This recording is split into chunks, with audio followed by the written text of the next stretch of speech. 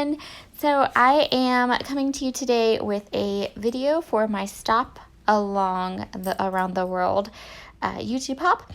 I'm showing you my supplies I'm going to use. I was asked to guest design again for 3 months over this summer from scrapbookstore.com.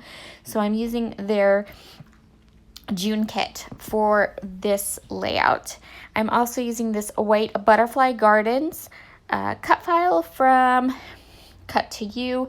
And you saw at the beginning, we're going to do a little bit of mixed media. And these are some new Color Blast color pastes, which is Color Blast is a mixed media company in Australia. And one of my friends in Australia sent me some of this color paste to try, and it's fairly epic. I was incredibly impressed. I love it. So if you are in Australia, definitely if you're looking for some fun mixed media products and you don't want to go to and try to have things brought in from the US, because I know shipping can get a bit pricey, check out Color Blast. This stuff was pretty awesome. So I'm going to be using these two pattern papers from it's from Authentique, and the die cuts are from Bo Bunny, but they're all part of the scrapbookingstore.com June kit. I'm going to use some white cardstock, and then my blue, I'm going to use, okay, let me cut the papers here. So this blue one, I cut half an inch off of each side. So I made it, instead of 12 by 12, it's 11.5 by 11.5. And then I just have a white piece of coconut swirl basil cardstock. I wanted to get a lot of white in with this dark background. I don't do dark backgrounds a lot, so I wanted to make sure that I had a lot of color and things where it didn't become too dark. You guys know I'm not a fan of dark layouts. I like things light and bright if at all possible. I pulled these two stencils out of my stash. I'm going to kind of go back and forth as to which one I want to use. I thought that one would just look too busy. I really liked these big flowers, and I thought that they set that cut file off really well. Like, they kind of looked like they were the same style. And so I decided that we're going to go with these large flowers. This is Vicky Booten stencil, and I want to do flowers in both colors. So this pink is called Punch, in case you're looking, in case you want to come back and grab the colors. And then the green is called Envy. Now, look at how this paste goes on. You see how it goes on? Like, it's like opaque and thick, almost like a texture paste, like you would assume, like a texture paste would dry. It's beautiful, right? It's so pretty. Wait till you see how it dries. I was in shock. Just wait. Let me continue on here. I'm going to go ahead and continue to stencil. So I know I want these flowers to be behind my cut file. They're just going to be a layer.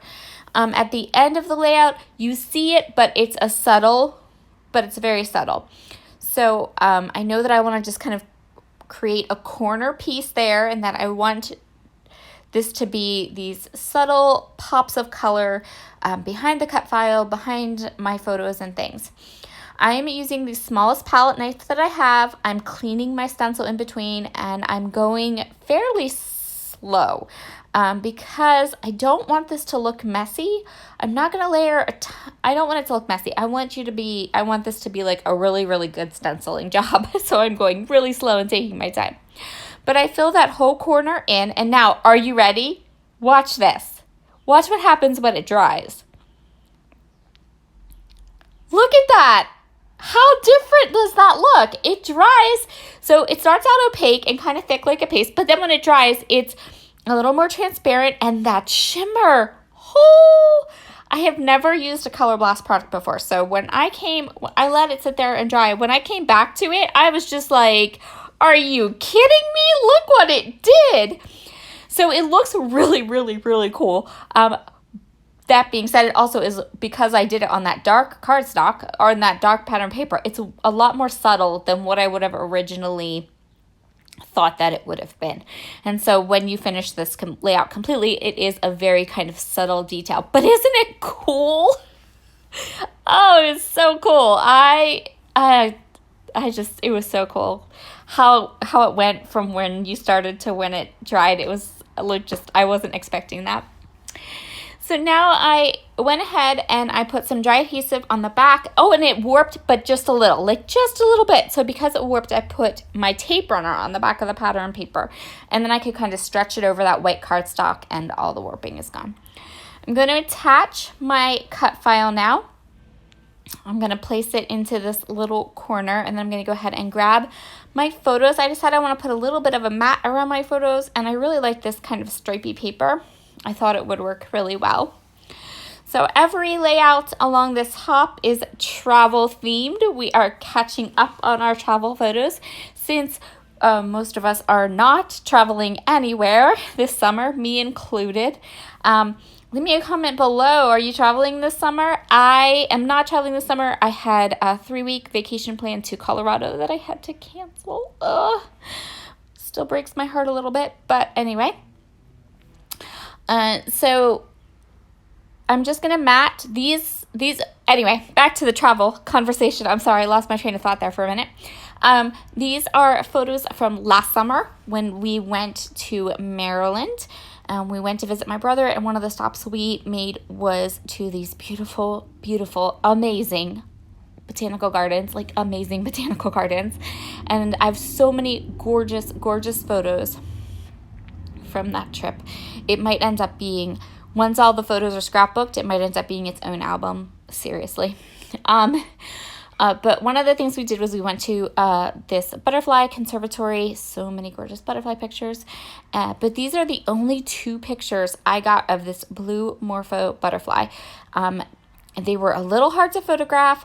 And yeah, I got these 2 photos of the blue Morpho butterfly. So I thought, well, this will work perfect for what I wanted to create for this hop.